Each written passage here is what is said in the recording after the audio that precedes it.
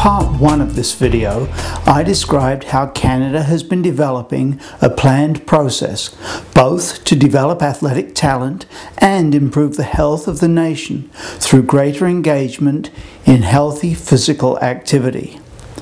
Much of this concern about population health comes from the rising rates of juvenile and adult obesity. These data are from Newfoundland.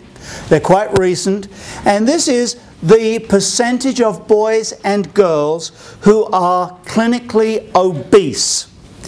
And it's divided up by their age. So this is 3.5 to 4 years of age, 4 to 4.5, 4.5 to 5, just over 5 years of age.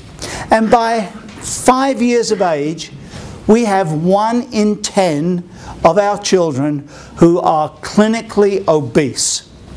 I find it interesting, and those people who are doing early childhood research who need theses topics, just if there were people like that around, I think it's kind of interesting that there seems to be this drop, this dip at around 4 years of age, and then the level of obesity starts to go up again. And I haven't seen a good explanation for why that might be so. But 1 in 10 of children this age already clinically obese, and if we add in those who are overweight, it's about 1/3 of the children at this age who are obese or overweight. And that is a huge, huge issue. And I'm going to try and explain why, but first I want to show you how recent and rapid this growth in obesity has been. I'm going to use US data, and I'm going to use US data because it's actually easier to see the trend in US data. And I just want to show you, I'm going to go through what this slide says, and then I'm going to show you a movie from it. This is obesity trends amongst US adults. It comes from a series of studies called the BRFSS. I do not know what that stands for, although I should, but it is a series of major American studies. And I want you to look at the top there in red. We've got the date. This is the situation back in 1985. Across the bottom, we've got the legend. If a state is in white, it means we have no data for that state. If it is pale blue, then fewer than 10% of the adults in that state were obese. And obesity is defined as a BMI of 30 or higher. 2 ways to describe that. It is about 30 pounds overweight for a woman who is 5'4" tall. So that'll give you kind of one vision of it. And the other is me. I have a BMI of about 28. So I am just on the low side of that obesity cutoff, and I'd be much better off if I was about 15 pounds lighter than I am right now. So there's the date, and there is the color code. Less than 10%, 10 to 14%, 15 to 19%, greater than 20%, and then between 25 and 30% of the adult population obese. I'm now going to move on to the next slide, which will show this with the date changing. So kind of keep a look at the date at the top when I show this. Okay, the data series start in 1985, where there's quite a lot of missing data, and then through to 86, 87, 88, 89, 90, and then in 1991 we get the first of the states with 15 to 19% adult obesity. This higher level obesity spreads from the southeast across the United States until about half of the states are in that 15 to 19% range in 96. Then in 97 we get the first of the states with more than 20% obesity. Again, spreads very rapidly from the southeast until in 2001 we get the first of the states with the adult obesity percentage higher than then 25%. And then in 2005, we get the first of the states where there are more than 30% of the adults with obesity. That's scary. We do have data for Canada, which is somewhat different. We know nothing about obesity rates in the far north, although they're probably high. We have BC and Quebec with the lowest levels, Alberta, Ontario, the next lowest levels, Manitoba. Then we go out to PEI. Saskatchewan is there at 18%, along with most of the East Coast. And the winner is New Brunswick, which has about 20% adult obesity. There are two things to bear in mind. That in British Columbia there is a considerable Asian context. In the lower mainland there are communities with 40% plus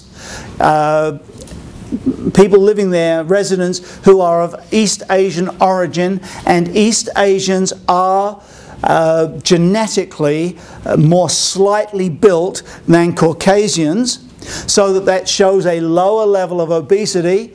But the bad news is that East Asians start to develop health problems at a much lower level of obesity than do Caucasians. So there is a genetic link, but the news is not all good. And of course Quebec has elected to trade obesity for lung cancer. Yeah. And they have a very high, a much higher level of smoking, and nicotine is an exceptionally effective appetite suppressant.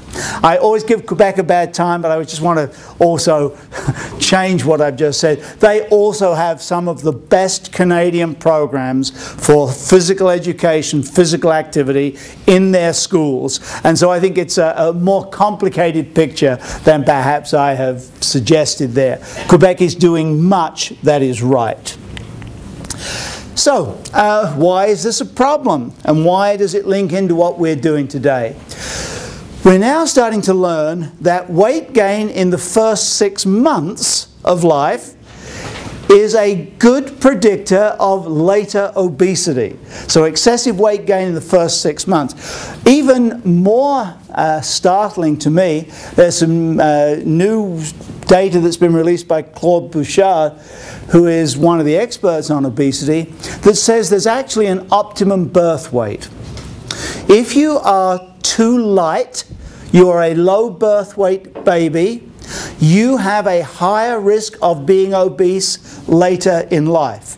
If you are a heavy baby, you have a greater chance of being obese later in life. And there is this kind of middle range which is probably going to give you the lowest probability of being obese later in life, and it's probably from about 6 to 7.5 pounds. There is some doubt about what those actual end points are, but in that kind of, quote, normal birth weight range, we have the lowest probability of obesity later in life.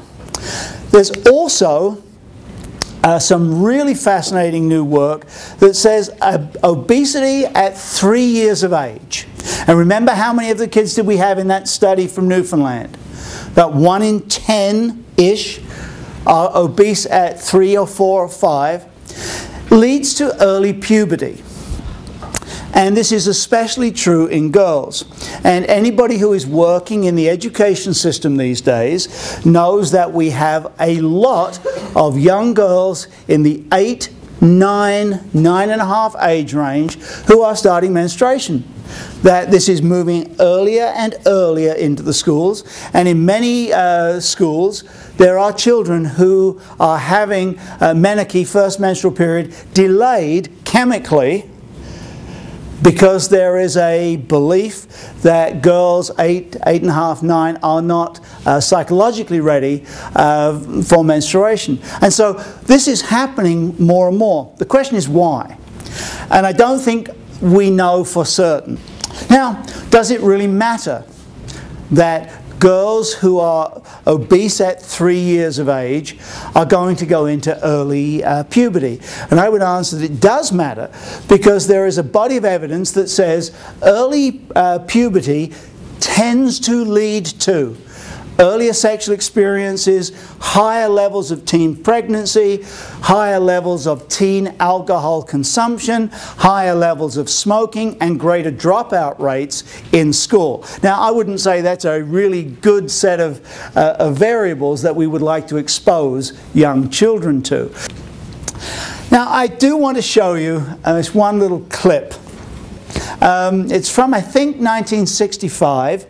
And it shows kids playing, and I want you to look at the kids playing, and they're playing in a paddling pool a little later. You don't need to listen to a very 1960s commentary. This clip is from the film The Man of Kintail, a biography of Robert Tate McKenzie, the great Canadian physician, physical educator and sculptor.